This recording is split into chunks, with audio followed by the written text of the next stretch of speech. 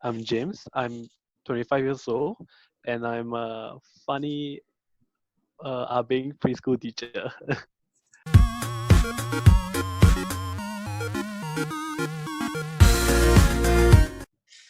Yo, what's up, guys? Welcome to the Ironman Educator. Robert here, and today we are going to have a coffee talk with men in preschool. Today we have our very first guest of the series, James Eu Ming Han, and let's hear what he has to say being an male early childhood educator in this sector. Before we begin, if you like to hear more of such experience sharing with other male early childhood educators, do remember to subscribe to my YouTube channel. And if you know of any male early childhood educators who want to share their story with us, you also can drop in the comment section below.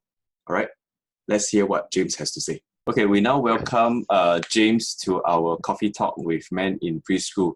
So maybe before we begin, maybe you'd like to say, give a self-introduction more about a little bit of background about yourself.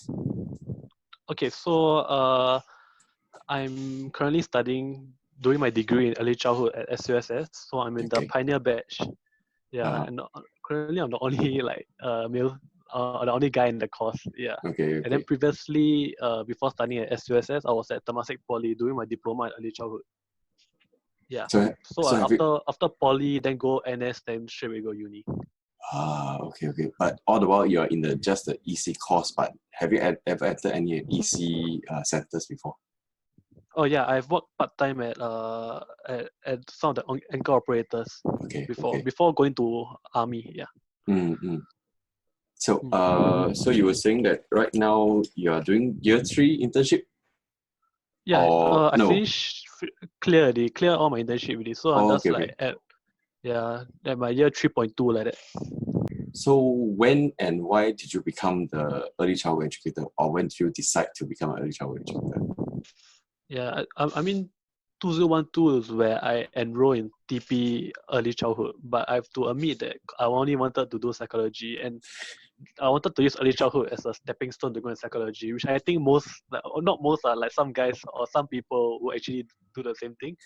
Yeah. But I think the official, the proper time where I actually decided to be a EC educator, right, is in 2017, where I decided to enroll into SUSS and do my bachelor's in early childhood.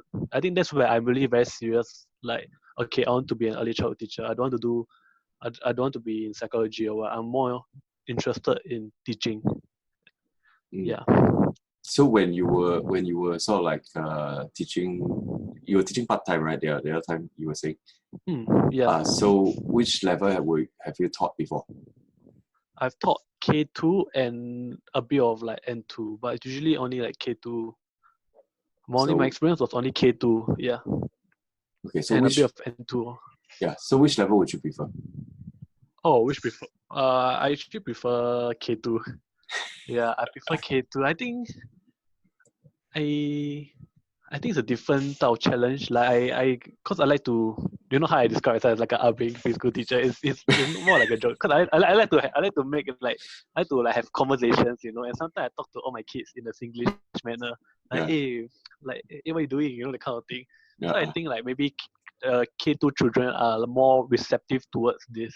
Mm-hmm. Yeah, to my to also my the way I talk in the classroom. Yeah. Okay.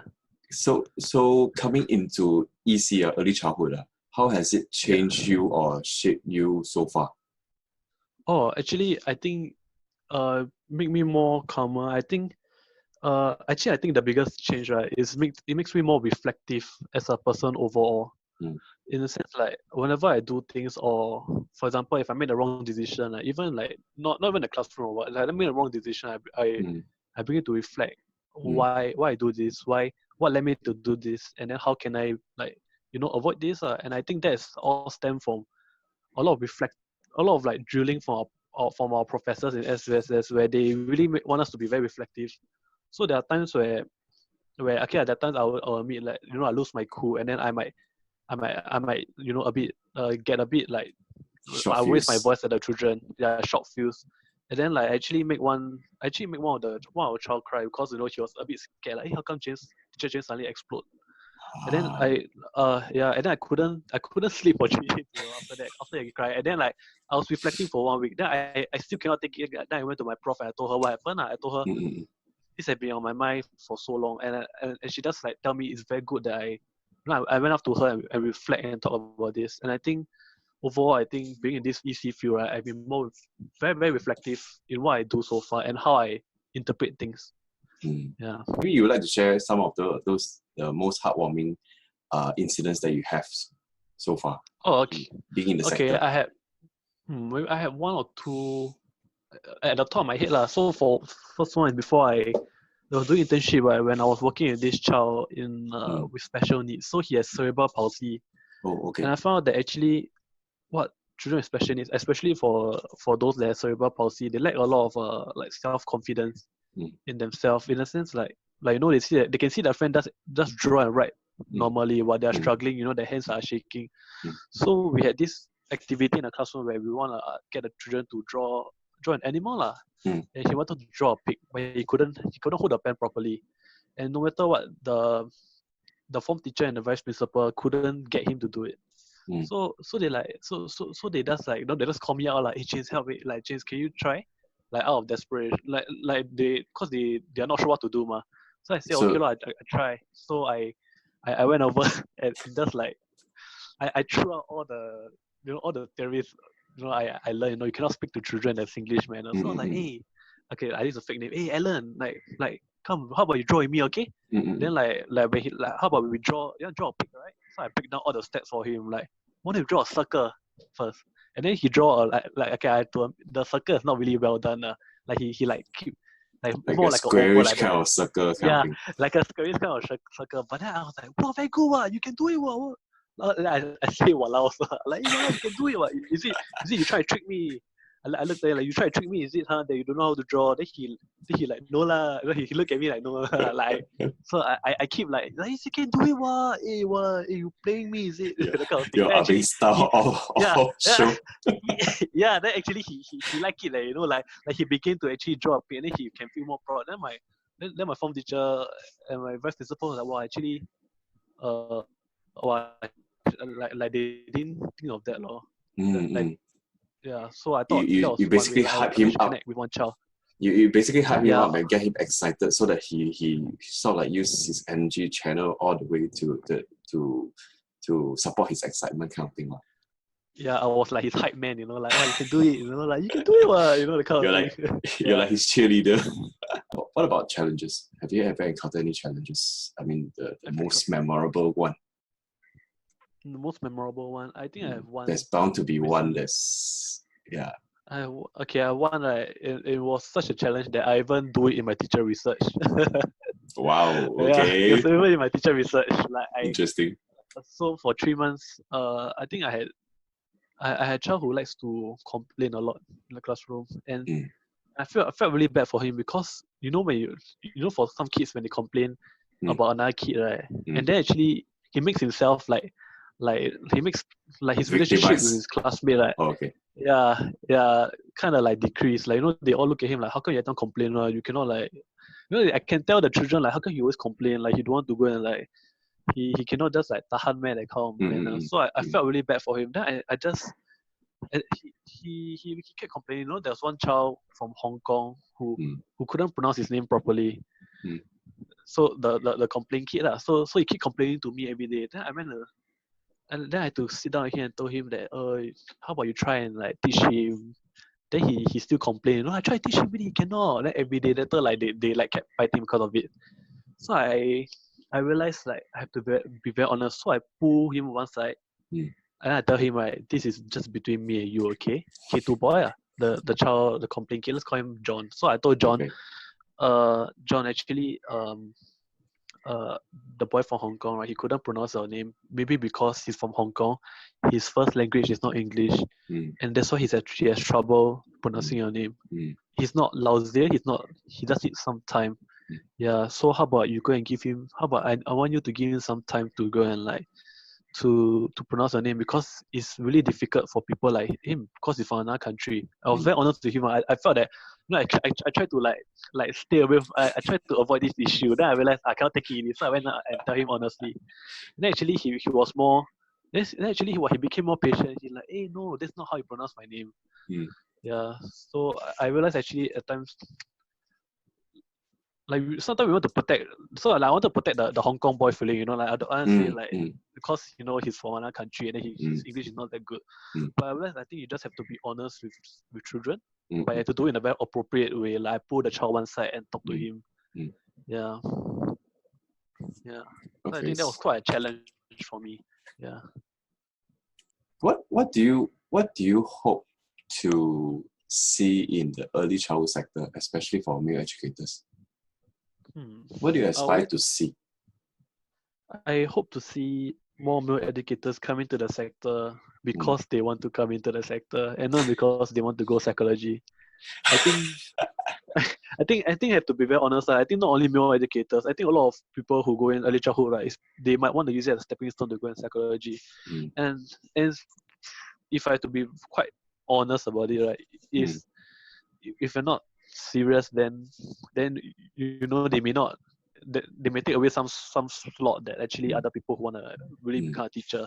That's true. And yeah, so I think for male teachers, if you want to come into the field in the poly level, right, you really have to be very serious. Like have to really have to consider your choices that actually this is the course to become a teacher. If you want to do psychology, right, you probably can just either go to another course or just go JC.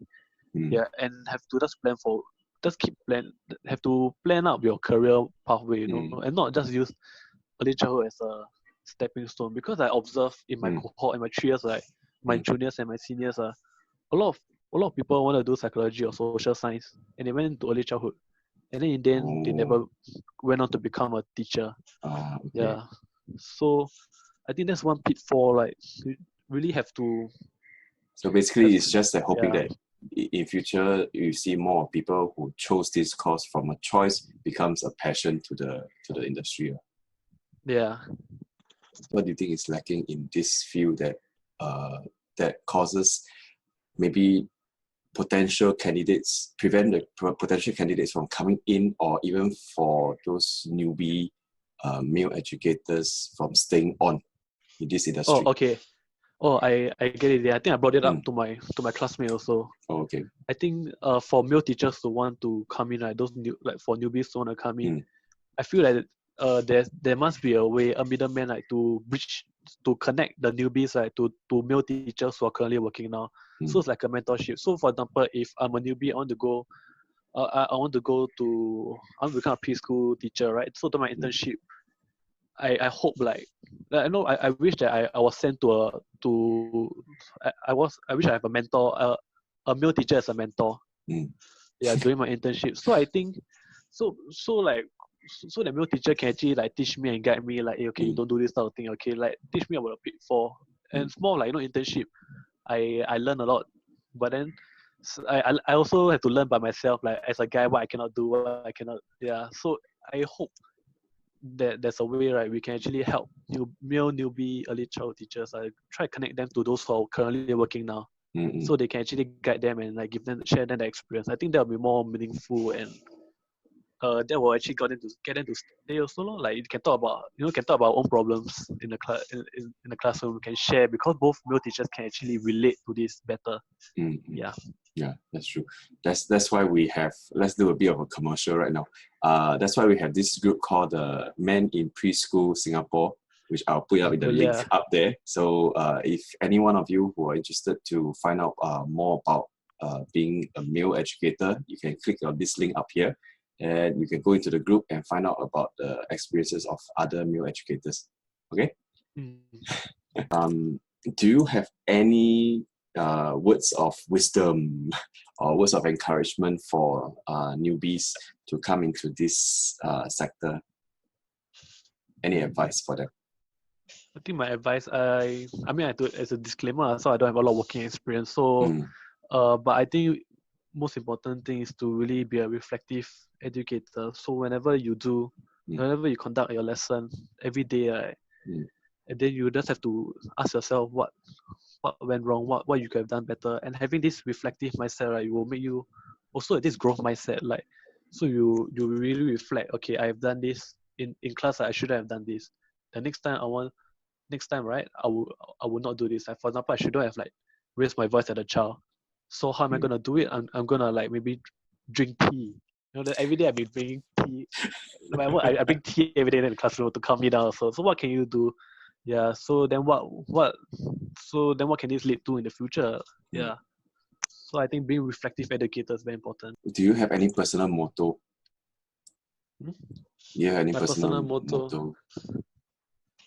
Oh, I think just never give up. Yeah, this I thought you have a very famous phrase that you came up with. Oh, is it the man in preschool one? Oh no, that was Hardy. That was Oh, not you ah. not me. That's Hardy. I Okay, think we okay. are here for good, and we are Yeah, good enough to be here. yeah, I like that one. Okay, I thought that was you. Yeah, that's quite cool. Yeah, no, that's Hardy. Okay, no problem. So, thank you for your time, and I think that's the end of the interview right now. Thank you for sharing. Okay. Hey, thanks for this session. Yeah. Thank you for inviting. Yeah. Okay, I'll see you around. Okay, bye bye. Okay, see you around. See you. Bye bye. Okay, Take care. bye. Bye bye. Well, that's all for the first coffee talk with men in preschool. I hope you liked the interview we have with James. It's definitely a very insightful interview with some of the things that he shared.